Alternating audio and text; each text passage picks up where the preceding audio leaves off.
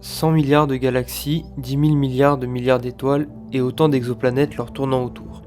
Les chiffres de notre univers ont de quoi faire tourner la tête et nous faire relativiser sur notre importance, nous, qui il y a encore peu, pensions en être le centre. Et si chacune de ces voisines de la Terre est un potentiel réceptacle à la vie et à une civilisation extraterrestre, nous n'avons jusqu'à aujourd'hui jamais observé ou été approchés par l'une d'entre elles.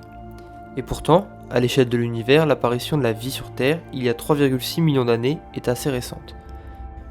Une autre forme de vie qui serait apparue quelques millions ou milliards d'années avant la nôtre devrait être en capacité de voyager à travers l'univers.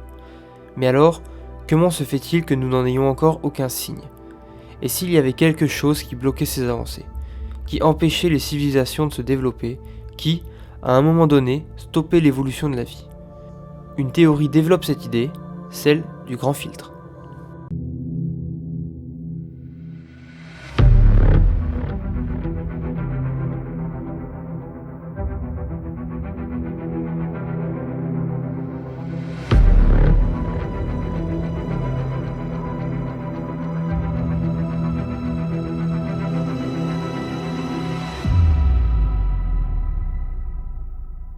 Avant de s'attaquer au cœur du sujet, il faut que nous parlions de la genèse de cette théorie, le paradoxe de Fermi. Donc le paradoxe de Fermi a été créé par le chercheur du même nom, Enrico Fermi. Lors d'un déjeuner avec des amis à lui, ils viennent à débattre de la possibilité d'une vie ailleurs et d'une visite extraterrestre.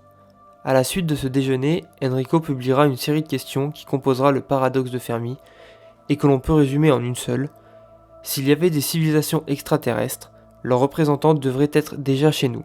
Mais alors, où sont-ils donc ? D'après l'échelle de Kardashev, qui propose une classification des civilisations, nous devrions dans quelques années devenir une civilisation de type 1, c'est-à-dire une civilisation capable d'utiliser l'entièreté des ressources de notre planète. Le type 2 sera atteint lorsque l'on sera en capacité d'utiliser les ressources de notre étoile, le Soleil. Et le type 3, le type final, lorsque nous utiliserons l'entièreté des ressources de notre galaxie. Et s'il peut nous paraître extrêmement loin et quasiment impossible de l'atteindre un jour, il ne faut pas oublier que nous ne sommes que des genoux dans cet univers. Observez les évolutions de notre environnement ne serait-ce que depuis 100 ans. Maintenant, imaginez la même chose pour une société plus vieille de la nôtre de 100 millions, voire 1 milliard d'années. Même si cela peut nous paraître difficilement envisageable de notre point de vue, il se peut qu'une civilisation apparue bien avant la nôtre atteigne ce stade, et étant donné le nombre immense de planètes potentiellement similaires à la nôtre, cela aurait dû déjà être le cas. Et pourtant, nous n'en avons toujours aucune preuve. Mais alors, peut-être qu'il est impossible d'atteindre cette étape, ou bien même qu'il est quasiment impossible de n'atteindre que le type 1, et que nous sommes extrêmement chanceux. C'est cette idée que Robin Hanson propose dans sa théorie du grand filtre, celle d'un moment, d'un événement commun à toutes les civilisations où elles vont être stoppées. Mais alors quand et pourquoi ? Il y a plusieurs possibilités qui s'offrent à nous. La première est que nous sommes parmi les premiers à atteindre un tel niveau de développement.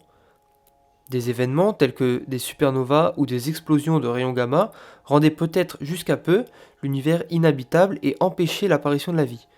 Nous serions donc parmi le groupe de tête à pouvoir profiter de conditions propices à notre existence. La seconde est que nous sommes extrêmement chanceux et que nous avons déjà passé ce grand filtre. Cette possibilité est certainement la plus optimiste et la plus ethnocentriste, nous considérant comme une civilisation unique, ce qui a déjà été prouvé par le passé comme un point de vue souvent erroné.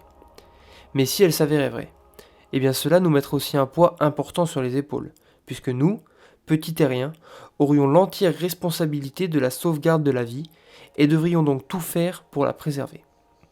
Mais au-delà de ces considérations, ce qui nous intéresse est la teneur de ce grand filtre que nous aurions passé. Le plus probable est que ce soit tout simplement l'apparition de la vie. Nous ne savons pas encore toutes les composantes de cette apparition, mais il se peut que cela soit un événement extrêmement rare, voire même unique. Robert Hanson identifie 9 étapes à l'évolution d'une civilisation colonisatrice de planètes. Chacune d'entre elles est un filtre potentiel. Et si nous les avons passées avec succès, cela peut s'avérer être plus difficile qu'il n'y paraît. La création d'un organisme unicellulaire complexe, par exemple, n'est à notre connaissance arrivée qu'une fois. De plus, cette liste n'est pas fixe. Il est possible d'en rajouter des paliers qui seront de nouveaux filtres potentiels, comme il est possible que de futures découvertes sur des planètes de notre système solaire par exemple en éliminent. Mais si finalement toutes ces étapes n'étaient que des passages basiques communs à tous les environnements similaires à notre Terre, et que de nombreuses civilisations étaient arrivées au même niveau que la nôtre? Eh bien cela signifierait que le grand filtre ne se trouve pas derrière, mais devant nous. Cette possibilité est certes la moins optimiste, nous considérant comme étant plus proche de la fin que du début, mais peut-être la plus pragmatique. Nous ne sommes ni les premiers, ni des chanceux, et encore moins des privilégiés. Nous sommes comme toutes les autres civilisations qui nous ont précédés et qui nous suivront, et comme tout le monde, notre existence prendra fin avant d'atteindre le paroxysme de notre développement. Mais alors pour quelle raison? Eh bien il pourrait s'agir d'un événement naturel, comme l'impact d'un astéroïde sur Terre, d'une explosion de rayons gamma, ou encore d'une pandémie mondiale. Mais il est aussi possible que les formes de vie intelligentes s'autodétruisent arrivées à un certain niveau de développement. Cela pourrait passer par une guerre, par le développement d'une technologie qui nous serait néfaste, ou bien tout simplement par la destruction de notre planète. Car qui sait, peut-être que le grand filtre est plus proche de nous que ce que l'on pourrait penser. C'est sur cette note d'optimisme que se termine cette vidéo. J'espère qu'elle t'a plu et que tu as appris des choses. Si c'est le cas, n'hésite pas à l'aimer, la partager et à t'abonner à la chaîne.